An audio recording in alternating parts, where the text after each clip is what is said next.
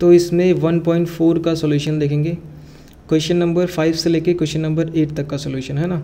जो 1 से लेके 4 तक का सॉल्यूशन है वो दूसरे वीडियो में है ना, पार्ट 1 वाले में, ये पार्ट नंबर 2 है। तो इसमें देखते हैं क्वेश्चन नंबर 5।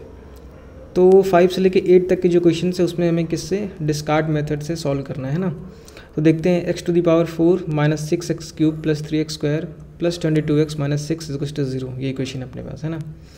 अब डिस्कार्ड मेथड में हम क्या करते हैं, देखो हमें x³ हमें गायब करना होता है, x³ का टर्म है ना। तो यहाँ पे कितना है, सम ऑफ फ्रूट्स कितना है, सम ऑफ फ्रूट्स कितना है 6 यहाँ पे। तो 6 को जब 4 पार्ट्स में डिवाइड करेंगे इक्वली तो कितना हो जाएगा 3/2। तो हमें हर रूट में से जो है 3/2 रूट घटाना है, मल्टीप्लाई जो करना होगा। तो ये हमारे लिए हार्ड पड़ेगा है ना। तो इसलिए हम रूट्स को मल्टीप्लाई करेंगे किससे, 2 से। अब ये चीज़ याद रखना क्या कि हम इसके रूट्स को 2 से मल्टीप्लाई कर रहे हैं ना। अब 2 से मल्टीप्लाई करना आता ही है, पहले में मल्टीप्लाई होता है, फिर m² फिर m³ है ना, फिर m⁴ ऐसा करके। m की वैल्यू क्या है यहाँ पे 2, तो यहाँ 2 मल्टीप्लाई कर दिए 6 के साथ, यहाँ देखो 4 मल्टीप्लाई किया 2 का स्क्वायर, यहाँ उसका क्यूब, यहाँ उसकी पावर 4, 2 की पावर 4। जब इसको मल्टीप्लाई करोगे दिया जाएगा यहाँ पे ऐसे ऐसे है ना। अब ये अपने पास इक्वेशन आ गई कौन सी, जिसके रूट्स क्या हैं, इसके रूट्स के 2 टाइम्स हैं, ये आ गया अपने पास। अब इसके रूट्स हम आराम से डिमिनिश कर सकते हैं। देखो सम ऑफ रूट्स कितना आ रहा है, इसका 12 आ रहा है। हमें करना है क्या, 0 करना है, x³ का टर्म हमें गायब करना है ना। तो 0 कैसे करोगे, हमें -12 लाना होगा। -12 कैसे लाओगे, सारे रूट्स में से 4 रूट्स हैं उसमें से -3 घटा दो सब में से, तो -12 हो जाएगा अल्टीमेटली अपने पास। तो सिंथेटिक डिवीज़न में इसमें पता होगा कि -3 करना होता है, तो यहाँ +3 लेते हैं। तो जब सिंथेटिक डिवीज़न लगाओगे यहाँ से यहाँ तक तो ये अपने पास आ जाएगा, इससे इक्वेशन बनेगी ये देखो। तो इसको सॉल्व करने के बाद इक्वेशन आ जाएगी यहाँ पे है ना। अब देखो इसमें x³ का टर्म नहीं है ना। अब जब ये आ जाता है तो क्या करते हैं, डिस्कार्ड मेथड में लेफ्ट हैंड साइड इक्वेशन लिख ली अपनी, और इधर क्या लिखते हैं, 2 टर्म्स लिख के, एक क्वाड्रेटिक इंटू दूसरी क्वाड्रेटिक, ताकि दोनों मल्टीप्लाई होके बाई क्वाड्रेटिक आ जाए हमेशा है ना। अब इसमें लिखते क्या है कि x², जब एक क्वाड्रेटिक लिखते हो कैसे लिखते हो, यहाँ लिखते हो सम ऑफ रूट्स, यहाँ लिखते हो मल्टीप्लिकेशन ऑफ रूट्स, यहाँ सम ऑफ रूट्स, यहाँ मल्टीप्लिकेशन ऑफ रूट्स है ना। तो सम ऑफ रूट यहाँ पे लिखे, यहाँ पे कितना लिखे -p। क्यों ऐसा क्यों लिखते हैं, देखो अगर ये सम ऑफ रूट जो लिखा है कितने रूट्स का, 2 रूट्स का सम है ना। x² क्वाड्रेटिक, यहाँ से 2 रूट यहाँ से आएंगी अपनी और 2 रूट यहाँ से, जो कि 4 रूट किसकी होंगी, इसकी है ना। तो सम ऑफ रूट्स यहाँ पे कितना है p, जो कि 2 रूट्स का सम है, और बाकी 2 रूट्स का सम कितना है -p। तो जब 4 रूट्स का तुम सम लिखोगे तो p -p आ जाएगा, जो कि 0 हो जाएगा है ना। और यहाँ पे सम ऑफ रूट्स किससे आएगा, x जो क्यूब का यहाँ टर्म था जो कि अभी है ही नहीं, उससे आता, और वो कितना आ गया यहाँ पे 0, यहाँ से भी 0, यहाँ से भी 0, इसलिए यहाँ पे ताकि अल्टीमेटली 0 ही हो जाए है ना। और प्रोडक्ट ऑफ रूट्स क्या है, यहाँ पे Q1 लिए, यहाँ पे Q2 लिए, चाहे Q' ले लो, यहाँ पे Q ले लो, यहाँ Q', या फिर यहाँ पे A ले लो, B, जो तुम्हारी इच्छा का है, यहाँ अलग अलग मतलब लेना रहता है। तो डिस्कार्ड मेथड है, तो सिंपल से तो पता ही होगा। तो यहाँ पे ऐसा कर दिए। अब इसको मल्टीप्लाई जब करते हैं तो कोफिशिएंट से कंपेयर कर लेते हैं। देखो कभी भी डिस्कार्ड मेथड लगाओगे यहाँ पे तो हमेशा एक बाय मतलब क्वाड्रेटिक 2 मल्टीप्लाई जब करोगे तो हमेशा ही लिखोगे सम ऑफ रूट्स, और यहाँ पे +p लिखोगे या -p लिखोगे, Q1 Q2 हमेशा ही करोगे। तो हमेशा यही आता है क्या कि Q1 + Q2 - p² यहाँ पे जो x² का टर्म कोफिशिएंट होता है उसके बराबर क्या आता है हमेशा। अगर इसमें कभी भी x² कोफिशिएंट जितने भी होंगे देखोगे तो हमेशा यही आएगा है ना। चाहे मल्टीप्लाई कर लो चाहे डायरेक्ट देख सकते हो, देखोगे देखो x² यहाँ पे जब इसके साथ इसको मल्टीप्लाई करो x⁴ हो जाएगा, तो इससे हमें मतलब नहीं है ना। इससे मल्टीप्लाई करोगे x³ हो जाएगा, जब इससे मल्टीप्लाई करो तो x² का टर्म आएगा जो क्या है Q2, और जब इसको मल्टीप्लाई करोगे इससे तब x² आएगा है ना। तो यहाँ से p² आ गया -p² ये देखो, और Q2 यहाँ से आया Q, और जब ये वाला x² इससे मल्टीप्लाई करो तो Q1 भी आ जाएगा। तो इस तरीके से देख सकते हो। तो क्वेश्चन तो कंपेयर कर देना क्या कोफिशिएंट्स, तो कंपेयर करने पे एक इक्वेशन ये बनेगी और एक इक्वेशन ये बनेगी अपने पास, और multiplication of roots Q1 Q2 को जब कंपेयर करोगे तो कांस्टेंट के साथ आ जाएगा है ना। तो इसको कंपेयर करने के बाद ये आ जाएगा। तो क्या करना है यहाँ पे, अब ये जो p² इसको इधर कर देना है ना। ये देखो ये बन गया Q1 + Q2 निकाल लिया यहाँ से, और p यहाँ से कॉमन ले सकते हैं ना। देखो ये p यहाँ से कॉमन नहीं, हमेशा यहाँ से p कॉमन आएगा, p कॉमन लेके इधर भेज देंगे 32 के नीचे हमेशा। अब जो इक्वेशन बचेगी p जब कॉमन लेके यहाँ भेज देंगे बाई p हो जाएगा ये। उसके बाद जो इक्वेशन बची उसको स्क्वायर करना है, स्क्वायर करने के बाद क्या कर देना है, माइनस कर देना। जैसे कि यहाँ देखो स्क्वायर कर दिए इसको, और जो सेकंड इक्वेशन से दूसरी वाली उसको भी स्क्वायर कर दिए, दोनों स्क्वायर कर दिए तो ये आ गया अपने पास है ना। ये इक्वेशन आ गई दोनों स्क्वायर करने के बाद, और स्क्वायर करने के बाद जब आएंगे तो उसको माइनस कर देना। तो Q1² Q2² तो आपस में कट जाएंगे है ना, ये कट जाएंगे, बचेगा ये। जब माइनस करोगे तो -4 मतलब 4 टाइम्स हो जाएगा, तो 4 टाइम्स ही हो गया। और यहाँ पे Q1 Q2 की वैल्यू जो होगी, जो यहाँ पे तुम कंपेरिजन से निकाले थे ना, उसकी वैल्यू यहाँ पुट कर देना आराम से, ये देखो। और यहाँ पे जो आ रहा है माइनस करने पे सारे तो प्लस में ही रहेंगे, बस ये वाला टर्म माइनस होगा जो कि यहाँ पे है ना, ऐसा आ जाएगा। अब यहाँ पे देखो पी स्क्वायर, अब इसको उधर ले जाना, अभी हो गया क्या 4 × 297, अब ये एक कांस्टेंट टर्म हो गया जिसको उधर ले जाना, तो सारी टर्म्स को एक तरफ लेते आना। देखो अभी मल्टीप्लाई करके लिखा हुआ, जब इसको उधर ले जाओगे सारे टर्म्स को एक तरफ लेके तो अल्टीमेटली अपने पास ही आ जाएगा, है ना। अभी सारी पावर पी में है, तो जब इसको मल्टीप्लाई होगा पी की पावर 6 हो जाएगा। देखो ये 576 को ऐड करने पे आया। तो इस तरीके से जब इसको सॉल्व कर लोगे तो ये आ जाएगा अपने पास, इक्वेशन बनेगी, है ना। अब पी स्क्वायर क्या बोलती है, पी स्क्वायर को हमें हमेशा टी बोलना है, क्यों, क्योंकि यहाँ इक्वेशन किसकी बनेगी 6 डिग्री की। जब पी यहाँ मल्टीप्लाई करोगे पी स्क्वायर कितना हो जाएगा, पी टू दी पावर 6 हो जाएगा। तो तुम्हें बनाना भी वही है, लेकिन जब यहाँ बनाओगे पी टू दी पावर 6 हो जाएगा, और फिर से मल्टीप्लाई करोगे -84 पी की पावर 4 हो जाएगा, यहाँ से मल्टीप्लाई करो तो पी स्क्वायर, और ये अपना बन जाएगा क्या कांस्टेंट, है ना। जो नीचे पी स्क्वायर है वो तो यहाँ 0 हो जाएगा। तो हमारे पास क्या होगा, पी स्क्वायर को क्या बोलते हैं ना टी, तो जब यहाँ पे पी टू दी पावर 6 होगा तो क्या हो जाएगा टी स्क्वायर हो जाएगा। वो समझ में आ रहा है, पी टू दी पावर 6 होगा जब, सॉरी टी क्यूब होगा यार, यहाँ पे कैसे ये हो गया, ये देखो टी क्यूब है ना। तो यहाँ से तुम्हें करना क्या अल्टीमेटली कि पी स्क्वायर को टी बोलना है। अब ये इक्वेशन आई, अब यहाँ टी मल्टीप्लाई करो, अच्छा सॉरी टी स्क्वायर ही था यार, टी बाद में मल्टीप्लाई कर रहे हैं, गजब।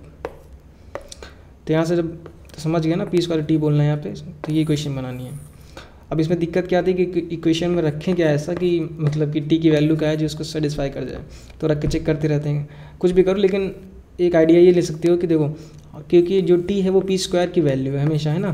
तो जो टी की जो वैल्यू आती है बाद में, तुम्हें अल्टीमेटली पी की चाहिए, तो पी का स्क्वायर आएगी टी, है ना। तो जो टी की वैल्यू है उसका तुम्हें रूट लेना पड़ेगा, है ना। तो ध्यान देना टी हमेशा परफेक्ट स्क्वायर होगा, है ना, तभी तो हमें करना ईजी पड़ेगा, नहीं इसको मेथड लगा ही क्यों रहे हैं। टी हमेशा परफेक्ट स्क्वायर होगा, तो क्या रखोगे हमेशा, या तो 4 रखना, या तो 9 रखना है, 60 रखना है, 25, ऐसे इसी में से कुछ रखोगे तो आ जाएगा, है ना। ताकि तुम्हारी पी की वैल्यू इसका रूट आ जाए, इसका रूट आ जाए, इसका रूट समझ में, ऐसे इस तरीके से आइडिया रख सकते हो वैल्यूज़। अब जैसे टी = 4 इसको सेटिस्फाई कर रहा है, तो टी जब 4 हो जाएगा तो पी स्क्वायर = तो पी कितना हो जाएगा 2। अब पी मत कर देना कि +-2 लिखते हैं, है ना, +-2 होगा ही, मैं मानता हूँ, लेकिन यहाँ पे जितने भी थे देखो पी स्क्वायर ही थे, देखो यहाँ पी स्क्वायर, यहाँ पी की पावर 4, यहाँ पी स्क्वायर। तो चाहे तुम प्लस लोगे +2 लो, चाहे -2 लो, बात तो वही पड़ेगी ना, क्योंकि माइनस तो गायब हो जाएगा। तो +2 ले लो, चाहो तो -2 लो, दोनों ले लो, तुम्हारी इच्छा है यार। ये हो गया। अब यहाँ से जब पी की वैल्यू अपने पास आ गई, तो ये जो इक्वेशन हमने बनाई थी कौन सी वाली, यहाँ पे देखो ये तीनों मल्टीप्लिकेशन था ना, और ये Q2 - Q1 और Q1 + Q2, यहाँ ऐसी जो इक्वेशन थी, पी स्क्वायर -42, पी की वैल्यू तो आ चुकी है, यहाँ पे पी रख देंगे, यहाँ पे पी रख देंगे, है ना। तो जब पी रखेंगे पी की वैल्यू कितनी आई 2, तो यहाँ रखोगे कितना, यहाँ पी स्क्वायर था, 2 का स्क्वायर 4 आ गया, तो ये आ गया -32, मतलब -38 आ गया। और यहाँ पे पी की वैल्यू 2 रख दी है, इसको डिवाइड करोगे तो आ जाएगा 16, है ना। तो ये देखो ये 2 इक्वेशन अपने पास आ गई पी की वैल्यू रखने के बाद। अब इसको जब सम करोगे तो ये दोनों कड़ी आएंगी ये वाली, है ना, आ जाएगा 2 × Q2 जो कि ये आया, प्लस इनको सम करोगे तो -22 आ जाएगा। अब यहाँ से Q2 की वैल्यू निकाली, अब जैसे Q2 की वैल्यू आई क्या करेंगे इसको, यहाँ से Q1 की वैल्यू भी निकाल लेंगे, कैसे, यहाँ पुट करके यार, प्लस समेशन तो ये है ना। तो Q1 Q2 अपने पास आ गया, है ना। तो Q1 और Q2 आ गया, और P भी आ गया था अपने पास, क्या आया था 2, दोनों तीनों चीज़ें आ गई। तो हमने जो इक्वेशन मानी थी वाली, शुरू में याद करो ना, इसके बराबर मानी थी ना, जो अपनी इक्वेशन थी मेन वाली जिसका हमें रूट निकालना था, उसको हमने क्या माना था ये, तो दोनों इक्वेशन बराबर ही तो थी। अब यहाँ पे P की वैल्यू पुट करो, Q1 की वैल्यू पुट करो, और Q2 की वैल्यू, क्योंकि तीनों की वैल्यू तुम्हें पता है। जब पुट करोगे यहाँ पे ऐसे एक क्वाड्रेटिक यहाँ बनेगी, एक क्वाड्रेटिक यहाँ बनेगी।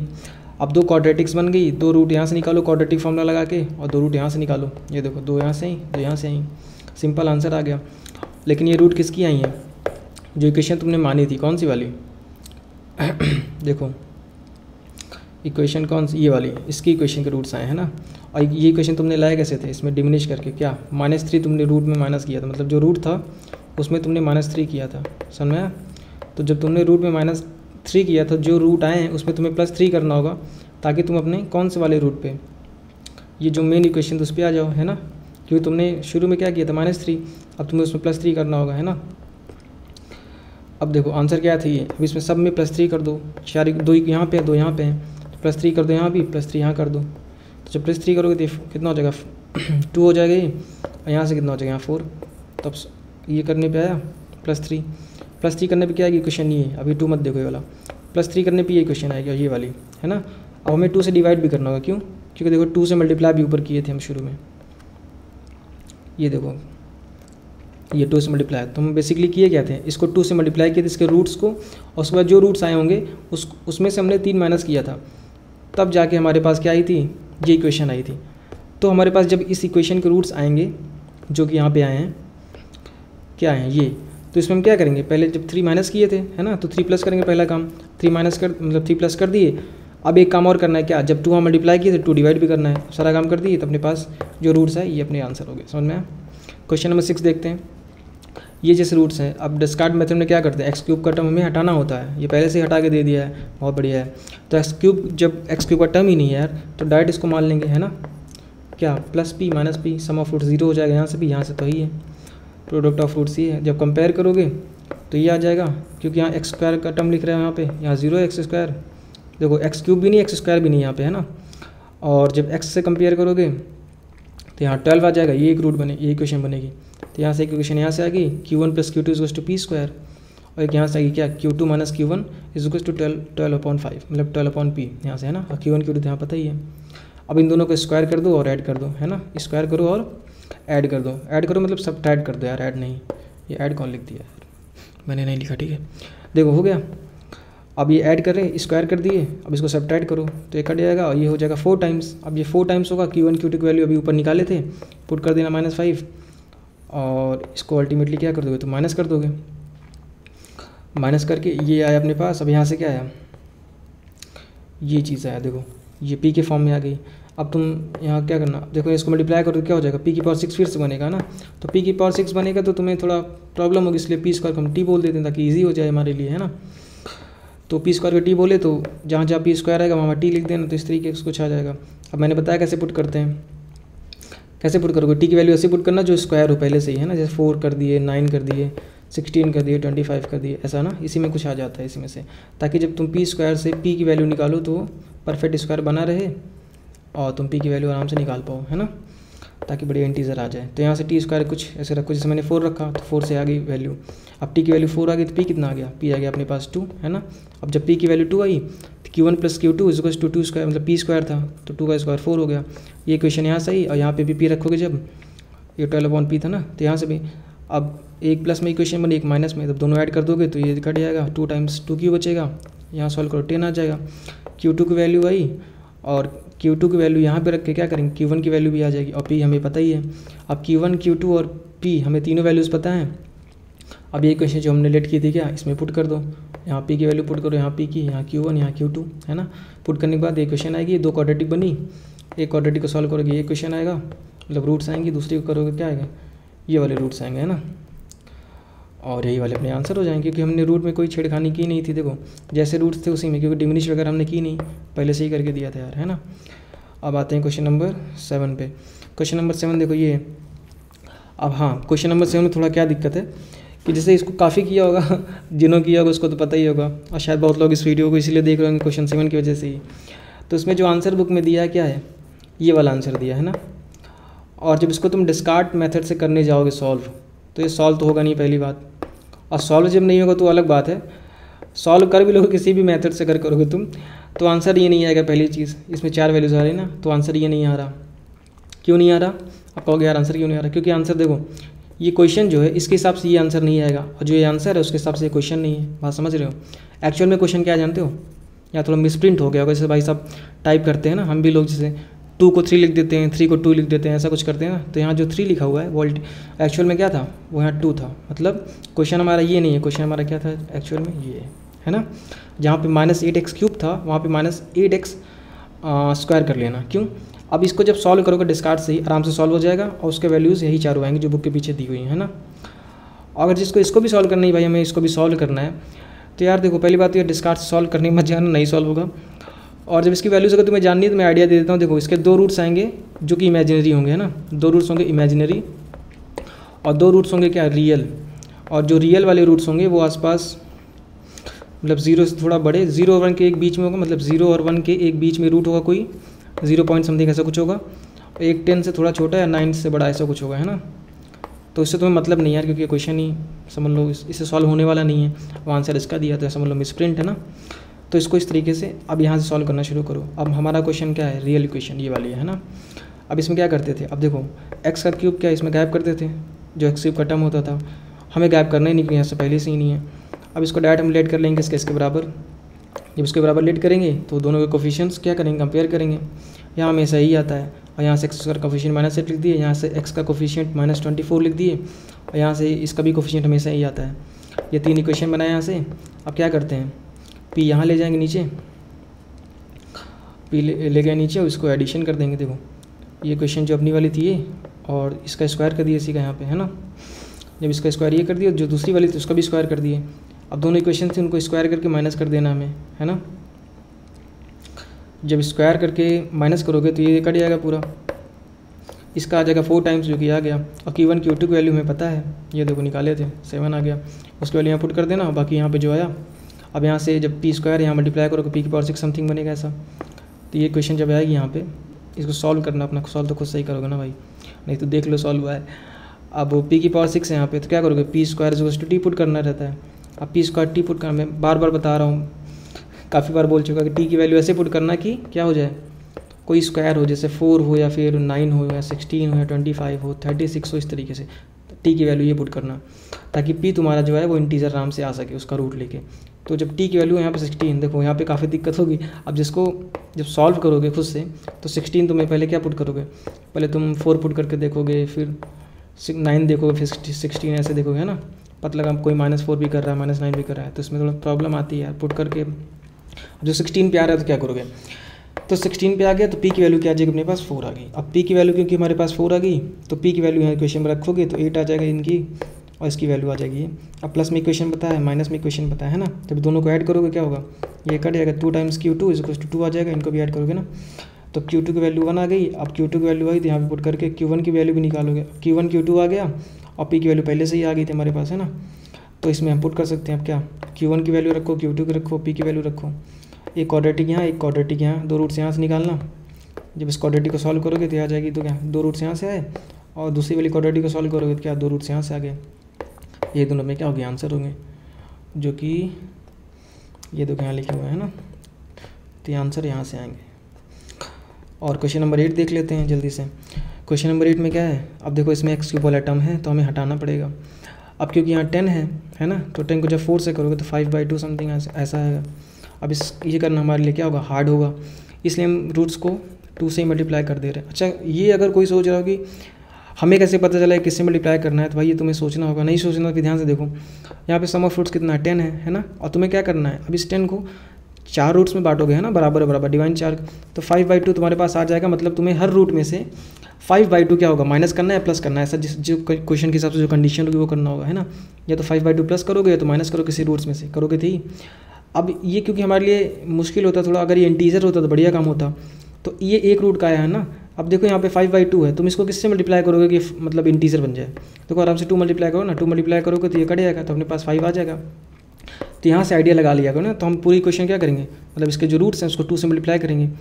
तो यहाँ क्या करेंगे, यहाँ कैसे मल्टीप्लाई करते हैं इसको, यहाँ पे m, यहाँ m², यहाँ m³ m⁴, समझ रहे हो ना।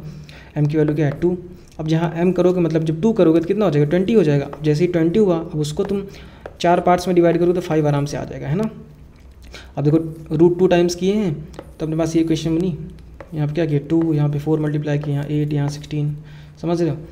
अब ये जो आया हमारे पास सम ऑफ रूट्स इसमें कितने हैं 20 आ गए। अब 20 को क्या करना है तुम्हें 0 करना है। सम ऑफ रूट्स x³ का ही तो कोफिशिएंट है, उसी को तुम्हें 0 करना है। अब 0 कैसे करोगे, -20 से, -20 कैसे करोगे, सारी रूट्स में -5 -5 -5 -5 करके। अब ये लगा रहा है सिंथेटिक डिवीज़न, इसमें -5 करने के लिए क्या करना होता है हमें +5। तो +5 से जब इसको सिंथेटिक डिवीज़न लगा सॉल्व करोगे तो अपने पास ये भाई सब आ जाएंगे पूरे।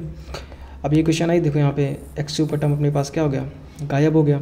अब जैसे ही आया क्या करो, इसको लेट कर लो इस तरीके से 2 क्वाड्रेटिक के फॉर्म में, मान लो इसको p और q यहाँ पे जो अपना ये तो आते ही है सबको। और फिर यहाँ से कोफिशिएंट कंपेयर करना, जो कि हमेशा यही आएगा, यहाँ से भी यही है, तो याद हो जाएगा 2-3 क्वेश्चन करोगे। तो जैसे ये सब आया, p की वैल्यू उधर ले जाना, ये सब करना है, ऐसे दूसरा कोफिशिएंट ही आएगा, यहाँ से कंपेयर कर लेना, और प्रोडक्ट ऑफ रूट्स तो आएगा ही। तो क्या करना है, ये वाली जो इक्वेशन है, जो ये वाली इक्वेशन होगी, एक इसको इसका स्क्वायर करना, जैसे यहाँ पे इसका स्क्वायर कर लेना, ये p² को उधर ले जाके, है ना, इसका स्क्वायर करना, और जो ये वाली इक्वेशन है इसको भी स्क्वायर कर देना यहाँ पे। अब जब दोनों को स्क्वायर करोगे तो दोनों को माइनस कर देना, तो Q1 स्क्वायर और Q2 का स्क्वायर दोनों क्या होंगे यहाँ पे कट जाएंगे माइनस करने के बाद, और ये दोनों क्या होंगे प्लस हो जाएंगे। तो 4 टाइम्स ये हो जाएगा, और Q1 Q2 की वैल्यू क्या करना है यहाँ से पुट कर देना है ना। तो यहाँ पे आ जाएगी वैल्यू, और यहाँ पे जो है इक्वेशन बनाना, जब ये पी स्क्वायर है यहाँ पे मल्टीप्लाई करो कि p⁴ हो जाएगा, मतलब p⁴ हो जाएगा, यहाँ मल्टीप्लाई करना है ना। तो हम क्या करेंगे पी स्क्वायर को टी बोल देंगे ताकि हमारा काम थोड़ा आसान हो जाए, कैलकुलेशन थोड़ा ज़्यादा ना करना पड़े। तो जब पी स्क्वायर को टी बोलोगे तो यहाँ पे क्या हो जाएगा टी स्क्वायर, और जब यहाँ टी होगा तो मल्टीप्लाई होगा टी क्यूब हो जाएगा अल्टीमेटली यहाँ पे। जब पी स्क्वायर को टी बोलोगे ना तो इक्वेशन यही बनेगी तुम्हारी। जब ये इक्वेशन बनेगी अपने पास तो तुम्हें टी की वैल्यू निकालना है कि किस पे सेटिस्फाई हो रही है इक्वेशन। अब टी की वैल्यू मैंने बार बार बता रहा हूँ, 4-5 बार बता चुका हूँ। क्या रखोगे हमेशा स्क्वायर के फॉर्म में, जैसे 4 रखोगे, 9 रखोगे, 16 रख देना, 25 रख देना, 36, जो कि परफेक्ट स्क्वायर हो, ताकि तुम्हारी पी की वैल्यू बढ़िया सी आ जाए, और यही वैल्यूज़ को सेटिस्फाई भी करेंगी, है ना। बारिश होने लगी क्या यार। तो देखो टी की वैल्यू अपने पास क्या है यहाँ पे 4 आ गई, और पी इक्वल टू कितना आ जाएगा फिर 2 आ गया। अब जैसे ही P2 आया तो पी की वैल्यू यहाँ रखना इस इक्वेशन में, Q1 Q2 में इक्वेशन बनेगी जो पहले से ही थी, वहाँ पे P आ रहा था ना, पी की वैल्यू रख देना। तो Q1 + Q2, Q1 - Q2 ये आया। अब इसको ऐड करोगे तो Q1 कट जाएंगे, 2 टाइम्स Q2 जब इसको ऐड करोगे तो -6 आ जाएगा। अब यहाँ से क्या है Q2 आया तुम्हारे पास, Q2 आ गया, देखिए जब Q2 आया तो यहाँ से Q1 निकाल लो, अपने पास P आ गया, Q1 आ गया, Q2 आ गया। बस जो इक्वेशन लेट की थी इसमें रखो, जैसे रखे यहाँ क्या बना है क्वाड्रेटिक बनी, दूसरी क्वाड्रेटिक यहाँ पे बनी, यहाँ से रूट निकालो, 2 रूट्स यहाँ से आएंगे क्वाड्रेटिक फॉर्मूला लगा के, ये देखो 2 रूट्स आ गए, और यहाँ से 2 रूट्स निकालो, है ना, 4 रूट्स आ गए। अब ये तो अपने रूट्स नहीं है, क्यों हमेशा याद रखना भाई साहब, पता लगा क्वेश्चन पूरा सॉल्व कर दिए उसके बाद आंसर ही लिख के चले आए। कहीं कहीं क्वेश्चन में जहाँ पे जब भी इनिशियल में क्या करो ना कि कोई रूट में चेंज करो, जैसे 2 टाइम्स करो, 3 टाइम्स करो, किसी से डिवाइड करो या डिमिनिश करो, ऐसा कुछ करना तो याद रखा करो, है ना, ताकि बाद में तुम आंसर में ये कर पाओ। नहीं आंसर वही करके छोड़ दोगे तो गलत हो जाएगा, क्या फ़ायदा निकलेगा करने का। अब जैसे रूट्स आए तो हमने इसमें किया क्या था शुरू में, देखो एक तो हमने क्या किया था यहाँ पे 2 से पहले रूट्स को मल्टीप्लाई किया था, उसके बाद उसको डिमिनिश भी किया था 5 से। तो जो हमारे पास रूट्स आए हैं उसमें हम क्या करेंगे, पहले तो +5 करेंगे ताकि इसके बराबर हो, उसके बाद जो 2 से मल्टीप्लाई किया उसके लिए हम 2 से डिवाइड करेंगे, समझ रहे हो। देखो ये जो रूट्स आए हमारे पास कहाँ, यहाँ पे रुक गए थे। अब इसमें क्या किए थे -5 सब में किए थे, सब में +5 करो, ये देखो +5 इन दोनों में भी कर दिए, इन दोनों में भी कर दिए, +5 करोगे तो ये अपने पास आ जाएंगे 4 रूट्स, है ना। अब देखो हमने क्या किया था मल्टीप्लाई बाई 2 भी किया था, तो हम डिवाइड बाई 2 भी करेंगे। जब 2 से डिवाइड कर दोगे तो ये आ जाएगा, इसको और इसको करोगे तो ये आ जाएगा। अब तुम्हारे पास जो तुमने किया था उसको तुमने कंपनसेट कर दिया वापस। देखो -5 किया था +5 भी कर दिया, और 2 से मल्टीप्लाई किए थे सारे रूट्स को, 2 से डिवाइड भी कर दिए। अब अपने जो रूट्स है वो मेन वाली क्वेश्चन के रूट्स आ गए, है ना। तो आई थिंक सॉल्व हो गया पूरा एक्सरसाइज यहाँ पे।